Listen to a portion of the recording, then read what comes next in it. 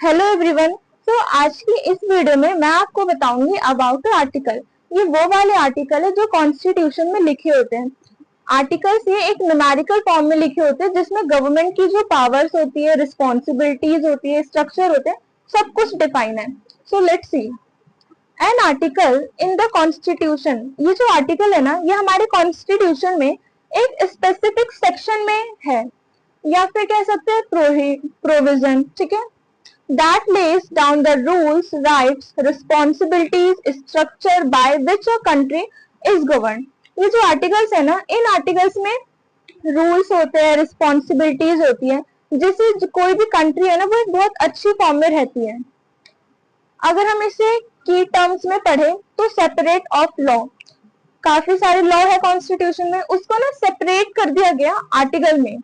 फिर है number of part. इसमें जो आर्टिकल्स होते हैं ना, वो नंबर में होते हैं, जैसे आर्टिकल 1, आर्टिकल 2 न्यूमेरिकल फॉर्म में। अगर हम ओरिजिनली आर्टिकल्स की बात करें तो टोटल 395 है, 395।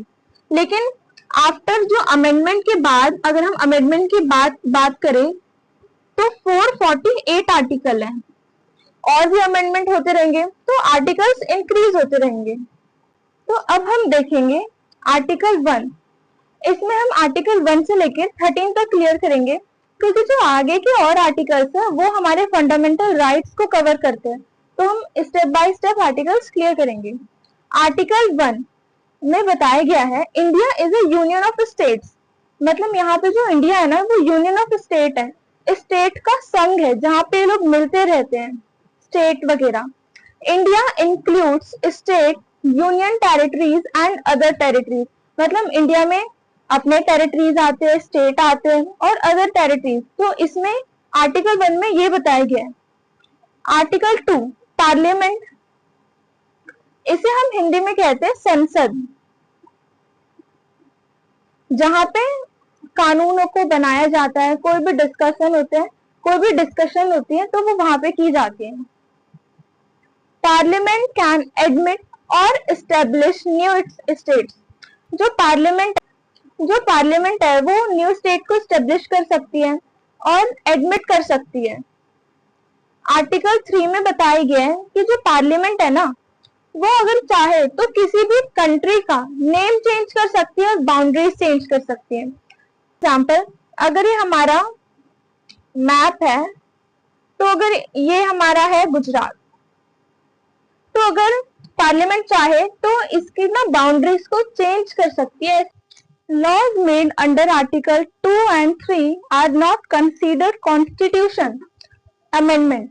मतलब जो आर्टिकल 2 और 3 में जो भी लॉ है ना, लॉ से रिलेटेड जो भी लिखा है, वो हम कॉन्स्टिट्यूशन में कंसीडर नहीं करेंगे। इसमें आर्टिकल 4 में लिखा है कॉन्स्टिट्यूशनल अमेंडमेंट, यानी कि हम ये कह सकते हैं कि जो 2 और 3 आर्टिकल है वो इम्पोर्टेंट नहीं है। For our knowledge we should know about it. Article 5 define citizenship at the beginning of the constitution. Article 5 में ना सिटीजनशिप को बहुत अच्छे से डिफाइन किया है, और जिससे हमारा जो कॉन्स्टिट्यूशन है उसकी प्रारंभता बिगिनिंग हुई है। सिटीजनशिप का मतलब होता है नागरिकता। जैसे कि मैं भारत की नागरिक हूँ, अगर हम किसी कंट्री में लंबे समय से रहते हैं तो हम कह सकते हैं कि वो वहां का सिटीजनशिप है। तो ये यहाँ पे ना इसको बहुत अच्छे से डिफाइन किया है आर्टिकल 5 में। Article 6 rights of citizenship for people who migrated from Pakistan to India. यहाँ पे सिटीजनशिप के क्या राइट्स होते हैं, क्या अधिकार होते हैं, उसके बारे में बताया। For people who migrated from Pakistan to India, जो लोग पाकिस्तान से इंडिया गए थे तो उन्होंने माइग्रेशन तो ली होगी, तो इसके बारे में भी जो क्या राइट्स होते हैं ना सिटीजनशिप के, वो आर्टिकल 6 में लिखा है। 7 में देखेंगे condition for people who migrated to Pakistan from India during partition. मतलब जब पाकिस्तान वालों ने माइग्रेशन ले ली थी ना इंडिया के लिए, मतलब वो सारे कंसेप्ट आर्टिकल 7 में है। Then article 8 citizenship rights for Indians. Article 8 citizenship rights for Indians living abroad.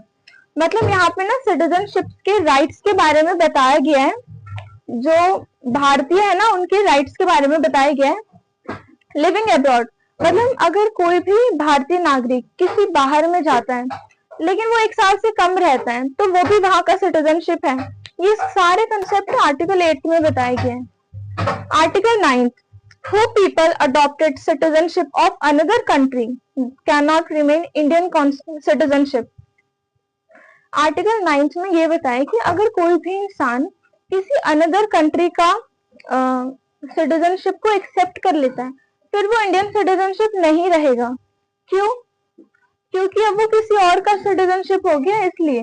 और यहाँ पे अगर कोई सिटीजनशिप को एक्सेप्ट करना है तो कम से कम 1 साल से ज्यादा रहना पड़ेगा या फिर मैरिज की वजह से हम अनदर सिटीजनशिप को एक्सेप्ट कर सकते हैं।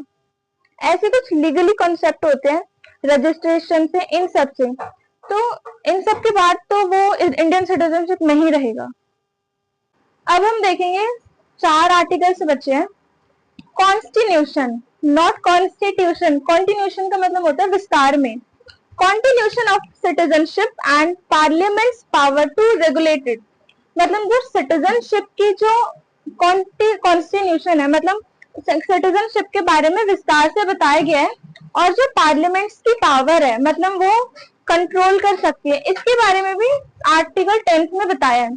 Then article 11 parliament can make law regarding citizenship at any time, मतलब जो पार्लियामेंट है वो किसी भी टाइम लॉ को बना सकती है regarding citizenship at any time.